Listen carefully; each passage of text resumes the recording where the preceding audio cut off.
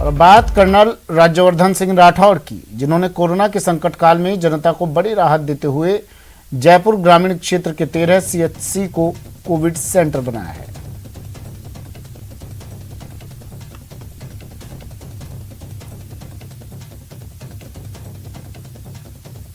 Corona की संकट के दौरान सबसे ज़्यादा अगर कोई क्षेत्र प्रभावित रहा है तो वो ग्रामीण क्षेत्र है। ग्रामीण क्षेत्रों में बड़ी संख्या में कोरोना के मामले सामने आए हैं और इस बीच जयपुर ग्रामीण सांसद और पूर्व केंद्रीय मंत्री राज्यवर्धन सिंह राठौड़ ने अपने क्षेत्र को मजबूत करने के लिए बड़े प्रयास किए हैं। Oxygen concentrator, PP kit, mask, sanitiser जो है वो वितरित किए हैं। इस वक्त राठौड़ साहब हमारे साथ मौजूद हैं।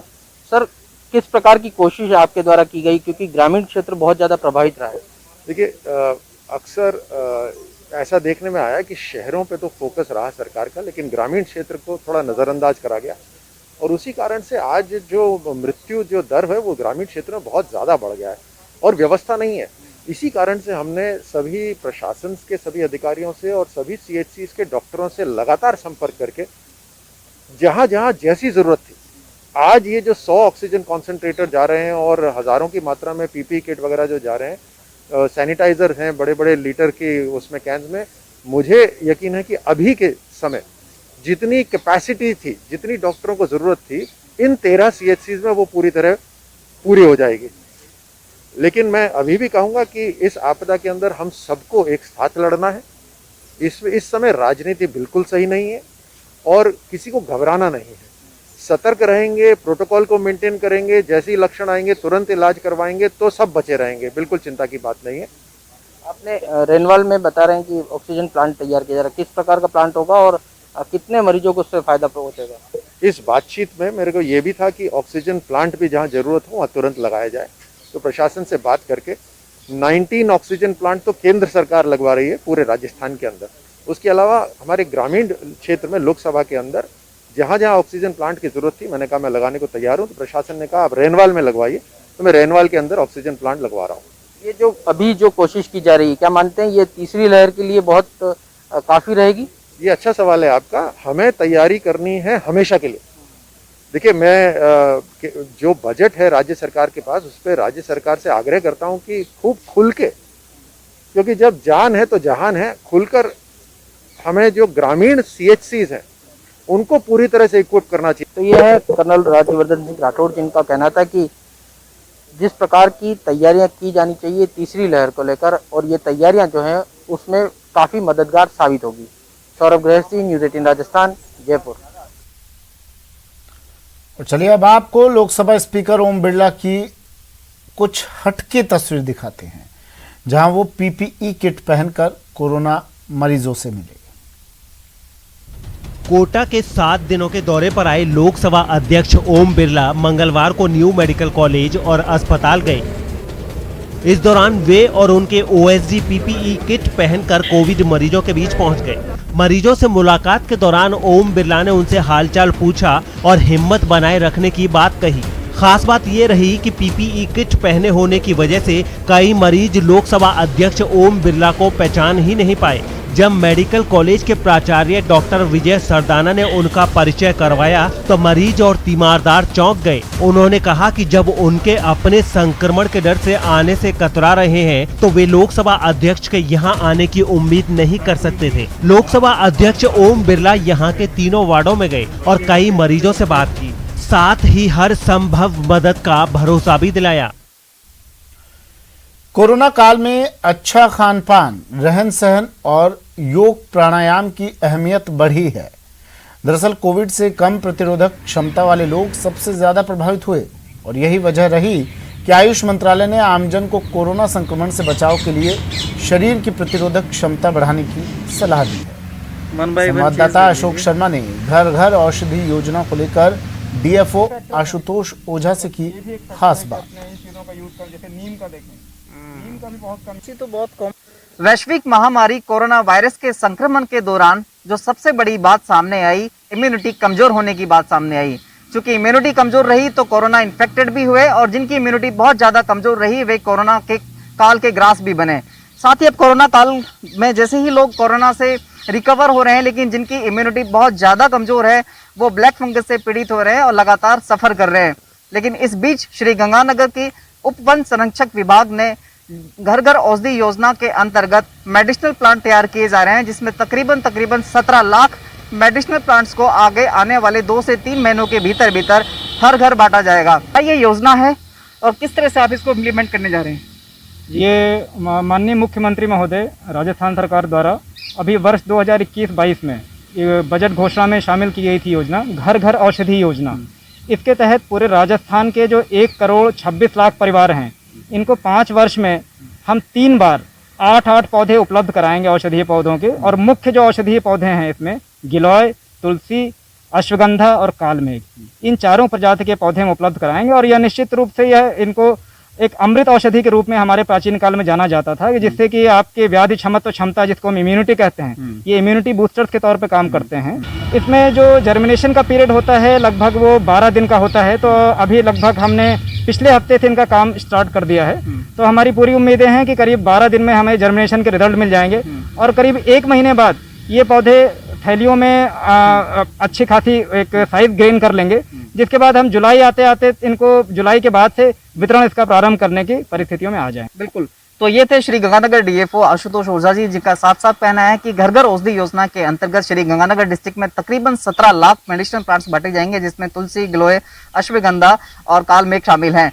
यदि इन मेडिसिनल प्लांट्स का आम लोगों ने यदि ठीक तरीके से इसका इस्तेमाल किया, ठीक तरह से इनको संभाल के रखा, तो निश्चित तौर पर ये आम लोगों की इम्यूनिटी बूस्टर बढ़ाने में सहायक होंगे। अशोक शर्मा, न्यूज़ 18 श्री गंगानगर। कोरोना के चलते बड़े बड़े सरकारी विभाग भी पटरी से उतर गए हैं। कभी प्रतिदिन 5 करोड़ की कमाई करने वाला रोडवेज आज पाई को मोहताज हो गया है।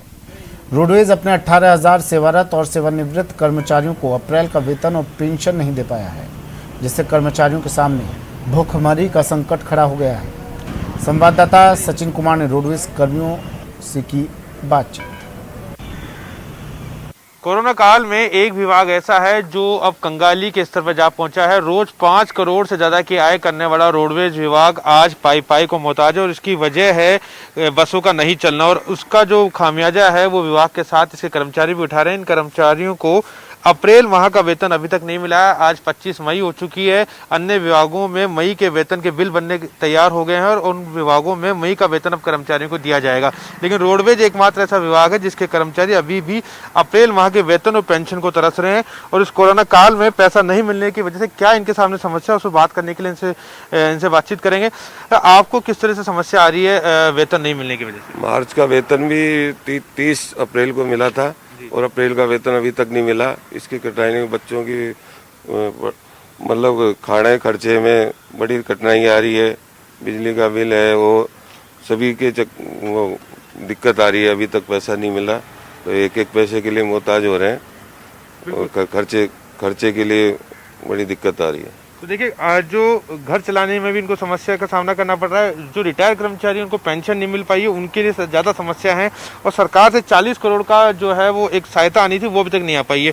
किस तरह की समस्या आप लोग जूझ रहे हैं? बैंक से लोन वगैरह ले रखा, उसकी किस्त वगैरह आप दे पा रहे हैं समय से? नहीं दे पा रहे। बैंक लोन की किस्त भी नहीं जा पा रही है। घर का खर्च चलाना मुश्किल हो रहा है और फिर भी अभी तक कोई प्रशासन ने कुछ ऐसा कोई कदम नहीं उठाया सरकार ने कि हमें तनख्वाह उनका मिल सके। बिल्कुल। तो देखिए रोडवेज एकमात्र ऐसा विभाग है जिसमें किसी जमाने में 5 करोड़ से 6 करोड़ रुपए की आय प्रतिदिन हुआ करती थी, लेकिन लॉकडाउन लगने की वजह से बसों के पहिए थमे हुए हैं और सरकार से जो मदद आनी थी वो मदद भी समय पर नहीं आ पाई। यही वजह है कि जो मार्च का पैसा है वो अप्रैल में मिला और अप्रैल अब खत्म हो चुकी है। मई का माह खत्म होने वाला है, लेकिन अभी तक इन कर्मचारियों को अप्रैल माह का वेतन और पेंशन नहीं मिल पाई है। कैमरा पर्सन बलवीर के साथ सचिन कुमार, न्यूज़ 18 जयपुर। भरतपुर में लगातार घट रही कोरोना केसों की संख्या में चिकित्सा विभाग की भी लापरवाही देखने को मिल रही है। 25 लाख से अधिक आबादी वाले जिले में मई महीने में 2537 से जांच की संख्या घटकर 549 रह गई। तो कोरोना केसों में तो कमी आनी ही थी।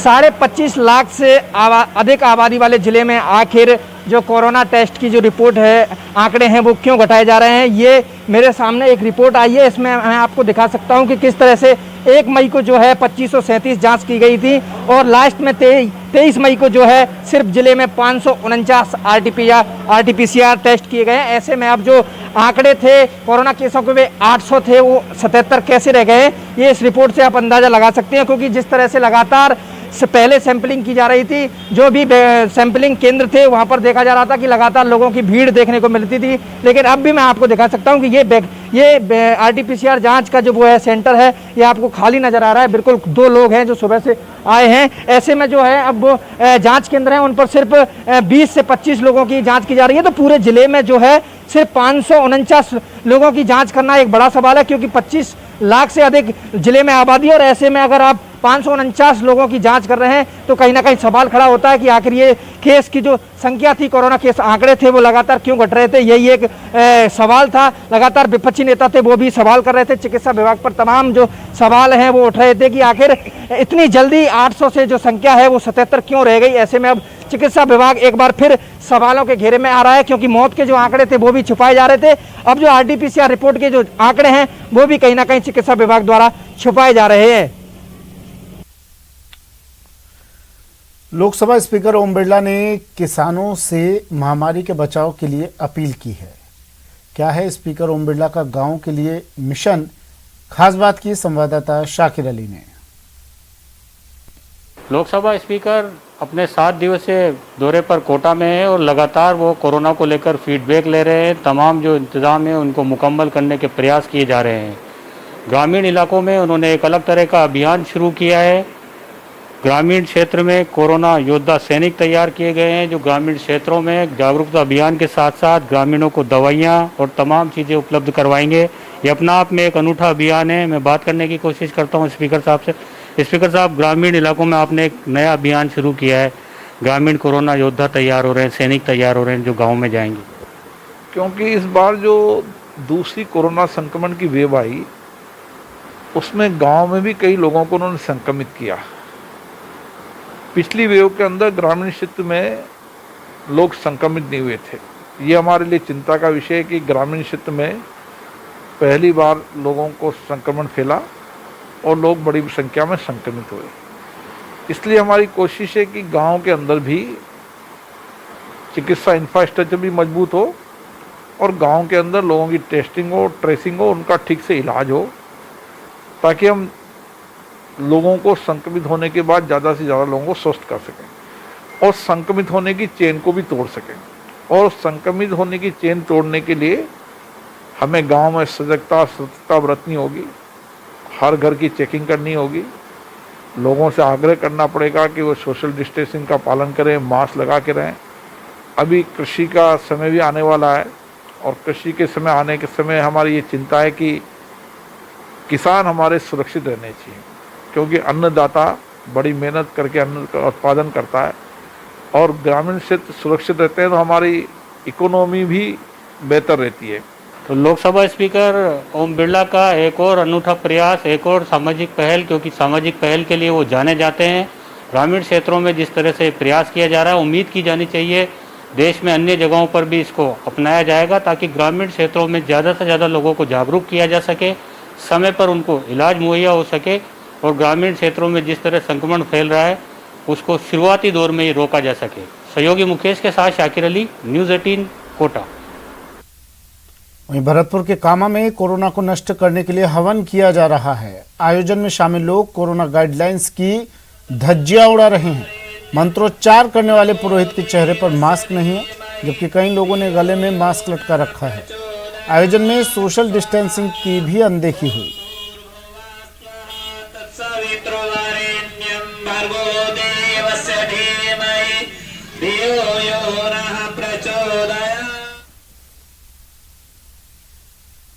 कोरोना काल में कोरोना टीका किसी संजीवनी से कम नहीं है। कोरोना से बचने का सबसे अचूक और सबसे कारगर उपाय है। देश के दूर सुदूर गांवों तक ये जानकारी पहुंचे, इसके लिए नेटवर्क 18 फेडरल बैंक और अपोलो के साथ मिलकर एक अभियान चला रहा है।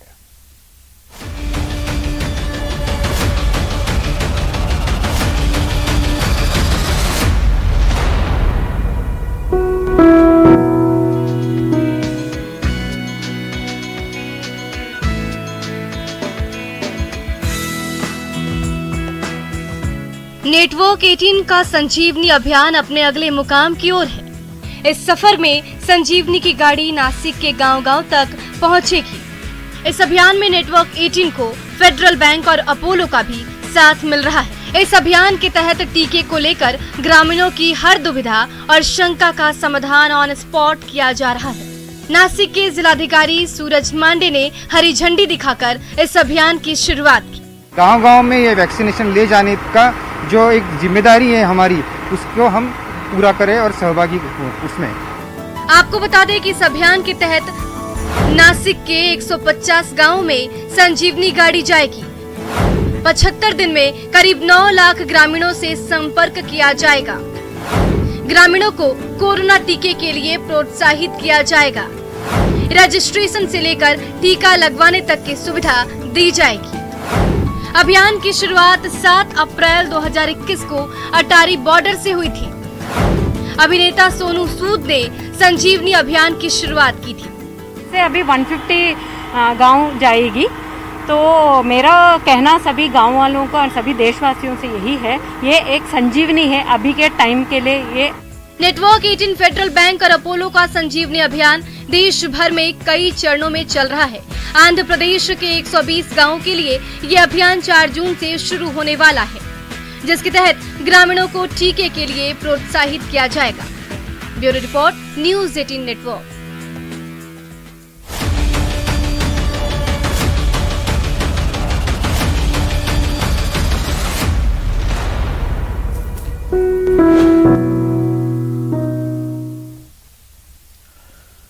राजसमंद में रहने वालों पर कोरोना की दूसरी लहर भारी पड़ रही है। जिले का ऐसा कोई गांव, कस्बा या मोहल्ला नहीं जहां किसी की मौत ना हुई हो।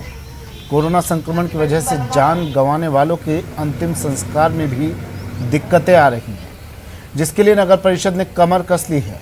अभी तक 42 कोरोना मृतकों का अंतिम संस्कार करवा चुके हैं। हमारे संवाददाता ने नगर परिषद आयुक्त से की खास बातचीत। नगर परिषद लगातार कोरोना संक्रमण की चेन को तोड़ने के लिए प्रयास कर रहा है। आज हमारे साथ है नगर परिषद के आयुक्त जनार्दन शर्मा जी। आइए उनसे जानते हैं कि नगर परिषद राजसमंद में क्या क्या प्रयास कर रहा है, मतलब क्या क्या प्रयास कर रहे हैं नगर परिषद की ओर से।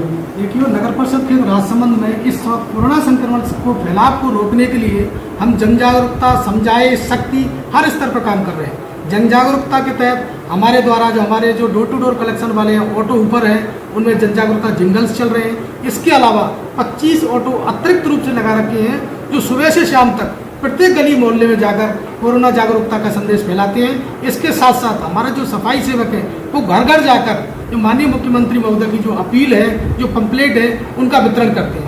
इसके साथ साथ जहाँ भी हमें संक्रमण की सूचना मिलती है, कोई व्यक्ति पॉजिटिव पाया जाता है, उस एरिए को, इसके साथ साथ जो घनी आबादी वाले क्षेत्र हैं, बाजार है, बस स्टैंड है, हॉस्पिटल है, सब्जी मंडी है, इन पर नियमित रूप से हाइपोक्लोराइड का छिड़काव किया जा रहा है। इसके अतिरिक्त हम देखें, हाइपोक्लोराइड के साथ साथ जहाँ कच्ची बस्ती एरिया है या जहाँ मास्क की उपलब्धता नहीं है, वहाँ हमारे द्वारा नियमित रूप से मास्क वितरण भी किया जा रहा है। राज्य सरकार की सोच है, मुख्यमंत्री गहलोत साहब लगातार जोर देते हैं कोई भूखा न सोए। इस दिशा में अपने यूडीएफ मंत्री शांति धारीवाल जी, उन्होंने भी निःशुल्क रसोई भोजन कर दिए। आप पिछले लंबे समय से ये प्रयास कर रहे हैं कि यहाँ पर कोई भूखा नहीं सोए, आप लगातार प्रयास कर रहे हैं, क्या कुछ प्रयास कर रहा है? देखिए, इसके लिए नगर परिषद राजसमंद क्षेत्र में 3 इंदिरा रसोई है। एक आरके हॉस्पिटल परिसर में, एक काकरौली बस स्टैंड पर, एक राजनगर बस स्टैंड पर। उस पर राज्य सरकार के निर्देश अनुसार निःशुल्क भोजन वितरण किया जा रहा है। इसके साथ साथ जो भी व्यक्ति इंदिरा रसोई पा रहा है, उसको सहसंबंध बैठाकर निःशुल्क भोजन कराया जा रहा है। जो कच्ची बस्ती एरिया है, जरूरतमंद लोग हैं, उनमें प्रतिदिन 500 से अधिक फूड पैकेट हमारे जो नगर परिषद के कर्मचारी हैं, वो घर घर जाकर सहसंबंध उनका वितरण कर रहे हैं। न्यूज़ 18 राजस्थान, राजसमंद। राजस्थान की चंबल नदी का एक हैरत अंगेज वीडियो सामने आया है, जिसमें नदी किनारे तफरी पर निकला एक डॉगी मगरमच्छ का शिकार हो गया। वीडियो में मगरमच्छ की फुर्ती देख अंदाजा लगाया जा सकता है कि नदी किनारे बेफिक्र तफरी कितनी खतरनाक साबित हो सकती है। ये वीडियो कोटा के रावत भाटा का बताया जा रहा है, जिसमें चंबल किनारे रावत भाटा के राणा प्रताप सागर डैम के पास भोजन पानी की तलाश में एक डॉगी बेफिक्र तफरी कर रहा था। तभी शातिर तरीके से मगरमच्छ ने उसका शिकार कर लिया। चलिए अब शुरू करते हैं टॉप 10 वायरल।